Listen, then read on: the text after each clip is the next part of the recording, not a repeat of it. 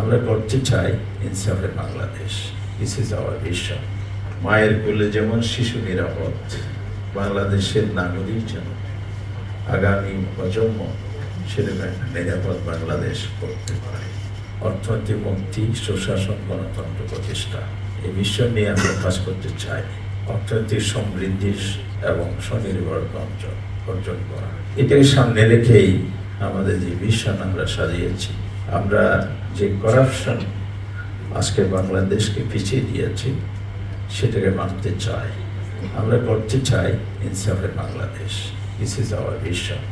এই ভিশন সামনে রেখে আমরা যেই কর্মসূচি গ্রহণ করেছি, সেখানে দুর্নীতি চির বিদায় হবে, যেখানে দুর্বৃত্তায়ন বিদায় হবে, সন্ত্রাস বিদায় হবে, আইন শৃঙ্খলাকে আমরা নতুনভাবে বেলে সাজাতে চাই। মায়ের কোলে যেমন শিশু নিরাপদ, বাংলাদেশের নাগরিক যেন আগামী প্রজন্ম সেরকম একটা নিরাপদ বাংলাদেশ করতে পারে। শিক্ষার বাজেটকে বলা, আমরা ডেমোক্রেটিক ডিভিডেন্ডের যে বেনিফিটটা নিতে চাই, সেটা এডুকেশনের মধ্যে দিয়ে আমাদেরকে প্রায়োরিটি দিতে হবে। নৈতিক মূল্যবোধ এবং তার আলোকে সময় উপযোগী প্রযুক্তি নির্ভর শিক্ষা হলে এটা সম্ভব। ট্যাক্সেসের জায়গায় যে করাপশন তৈরি হয়ে আছে,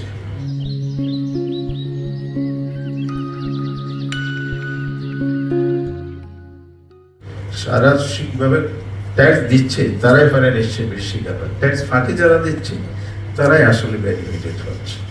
বাণিজ্য বান্ধব যদি আমরা একটি কান্ট্রি অর্থনীতি যদি করতে পারি, ব্যবসা বান্ধব করতে পারি, তাহলে আমরা প্রতি 3 বছর অন্তর একটা ট্যাক্সের ক্ষেত্রে রিলিফের পরিকল্পনা আমরা নিয়েছি। 3 বছর পর তাদেরকে স্বীকৃতি, সম্মান, সুযোগ তৈরি করার জন্য প্রতি 3 বছর পর পর আমরা এই ট্যাক্সকে এই 3 বছর পর পরে একটা সেখানে ইনসেন্টিভ দেবো। 50% ট্যাক্স আমাদের নিয়ে